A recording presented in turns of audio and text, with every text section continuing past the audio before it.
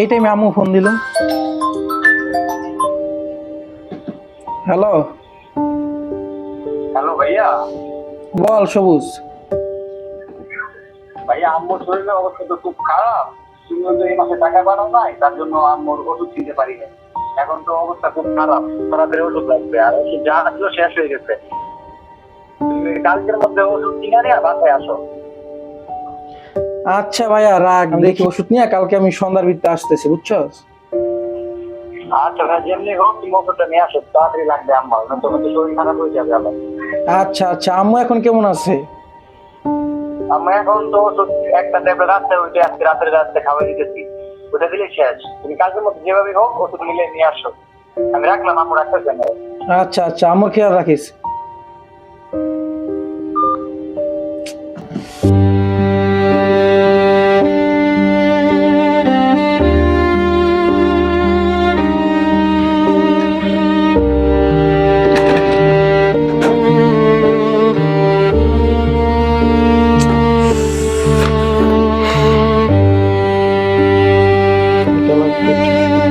কতগুলো টাকা?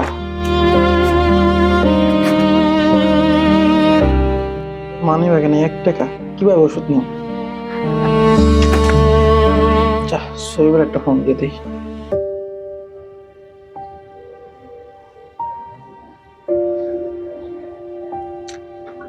হ্যালো শহীদ বন্ধু, তোর সাথে একটু কথা ছিল, একটু ফিরে আসস? বন্ধু আমি এখন একটা জরুরি মিটিং এ আছি, তোর সাথে কথা বলার সময় নাই, এটা ফোনটা রাখ, পরে ফোন দিন না তোর। শোন, একটু কথা ছিল, ইমার্জেন্সি। শোন শোন, টাকা পয়সা মানুষকে বদলে দেয়, বন্ধু আর বন্ধুর বিপদে থাকে না।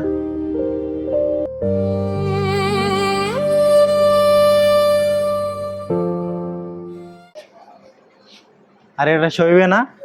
এই শোয়েব দাঁড়া। হ্যাঁ বল। সুজনে কি তোরা ফোন দিছিল? কল তো দিছিল, কিন্তু জরুরি মিটিং থাকার কারণে কথা বলতে পারি নাই। কেন, কি হয়েছে?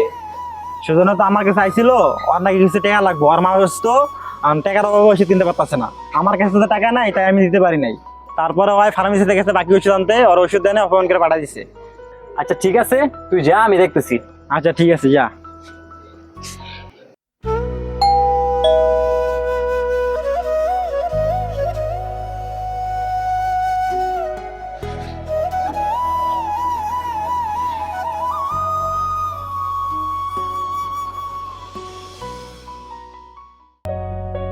ভাঙা স্বপ্নের এই শহরে তুই এখানে? হেঁটেছি আরে বেটা, ফোনে কি সব কথা বলা যায়?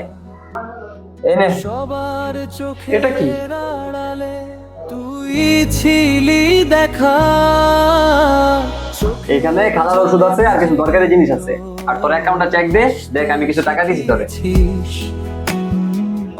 আমি তো ভাবছিলাম তুই আমার ভুলে গেছিস। সবাই ভুলে গেলেও সত্যিকারের বন্ধু কখনো ভুলে যায় না।